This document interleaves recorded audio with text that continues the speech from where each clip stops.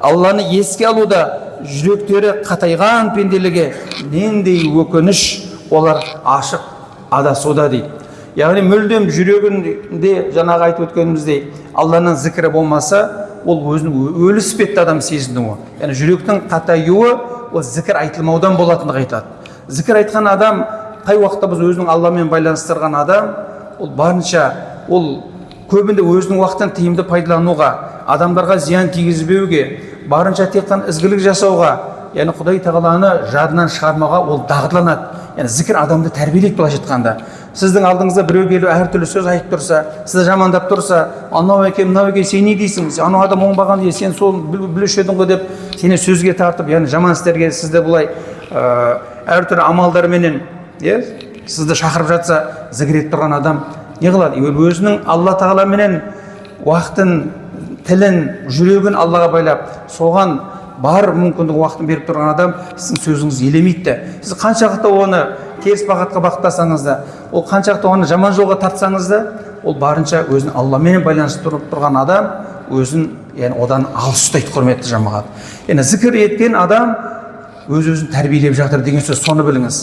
Жүрегінде зікір айтып тұрған адам, бұл зікірдің қандай түрі болмасын, қазір оған тоқталамыз зікірлерге қатысты. Қандай түрі болмасын, иншалла адам баласының жүрегінде үлкен сіз үшін, Алла тағала былайша айтқанда, терапияның, сондай бір жүрекке арналған терапия жүріп жатқандығын біліңіз.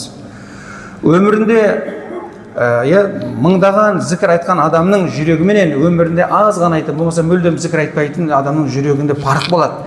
Тіпті адам баласының жүрегіндегі нәрсе оның бетіне, оның ағзасына шығады.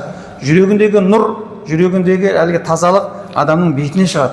Жүрегіндегі дақ, жүрегіндегі жаңағы қатыгездік ол адамның ағзасына да басқа жаңағы тіпті жүзіне арқын, оның оңбағандығы, оның Алланы зікір етпейтіндігі, оның адасқандығы көрінбесе де, бірақ оның іс-әрекеттерінде ол Алладан алшық екендігі, Алланы зікір етпейтіндігі, оның амалдары, оның жасап жатқан істердің барлығында пасықтық, адамды бір жиіркендіретін, болмаса адамға бір жылылық бермейтін, сонда бір қатыгездік амалдар зікір етпейтін адамның бойында байқалып тұрады екен. Ал зікір еткен адамды, көбінде Алланы еске алған адамда барынша, оған Құдайға деген ризашылық, қандай да бір үстіне сынақ келмесін, ол бұл Алланың іс екендігін біледі. Ол нәрседе ол үшін қайыр бар екендігін біледі. Ол нәрсе арқылы ол Аллаға жақын болатындығын біледі.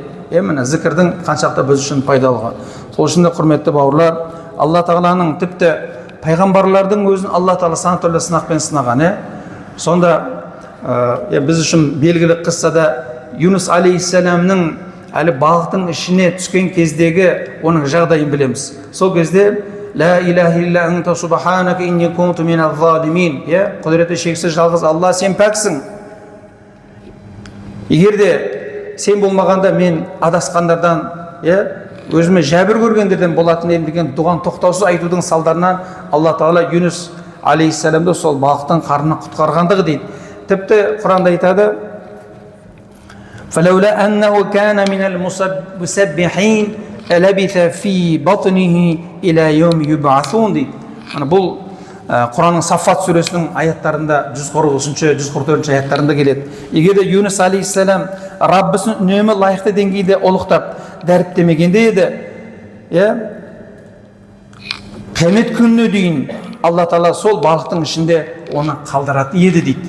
Сол Алланы зікір етіп, Алланың ұлықтылығын сол Юнус алейхиссалам балықтың ішінде болған кезде де тоқтатпай Алланы зікір еткендігі үшін ғана Алла оны еліне қайтарып, балықтан аман есен, ешқандай бір сау халінде, тәні де, басқа жерлері ешбір жәбір көрместен сап сау халде балықтың қарнынан шығып еліне қайта оралуында да үлкен Құдай тағаланың құдіреті бар екендігін айтады. Ол жерде не үшін дегенде Алланы зікір еткендігі үшін дейді. Осындай аяттардың аясында біз үшін, яғни мұсылман баласы қандай бір жағдайда болмасын, Алланы зікір еткен халде ол өзінің сол қиындықтан Алла тағала түбі біздерді аман сау, сондай бір берекелі тәлім алған халде, болмаса сол нәрседен біз өзіміз үшін көп нәрсені түсіну арқылы өзіміздің өмірімізге оралуымызға Алла тағала түрткі болып соған жол көрсететіндігі осы Юнус алейхиссаламның оқиғасынан білуімізге болады. Хадисті бұл Абу Хурайра радиаллаху анху пайғамбарымыздан жеткізеді. Алла Тағаланың жер бетінде сонда бір періштелер бар. Әр періштелердің өзінің белгілі бір қызметі болса, ол періштелердің негізі қызметі жер бетінде қандай бір жерде Алланы зікір еткен жамағатты іздестіріп жүреді екен. Бұл хадисте келеді.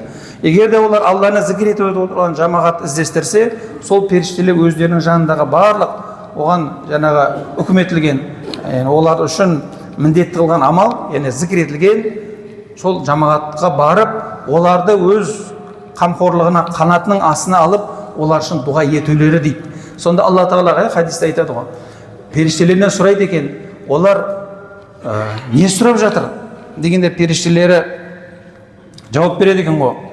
Не деп жатыр дегенде періштелер, олар сені еске алып, сені ұлықтап жатыр дейді екен.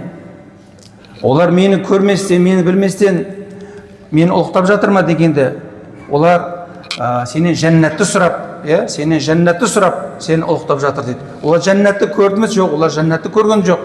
Егер олар жәннатты көргенде, одан да көп сені еске алып, ұлықтап, жәннатқа қатты құлшылық білдіріп ұмтылатын еді дейді. Олар менен не тағы сұрап жатыр дегенде, олар тозақтың отынан құтылуды сұрап жатыр. Олар тозақты көрді ме дегенде, олар тозақты көрген жоқ. Тозақты көргенде еді, олар одан да тозақтың отының азабының ауырлығына өзіңнен пана сұрап, жәрдем сұрап, көп құлшылық етіп, өзіңе жақын болатын еді, өзіңнің ризашылығыңды іздеуге ұмтылатын еді дейді екен.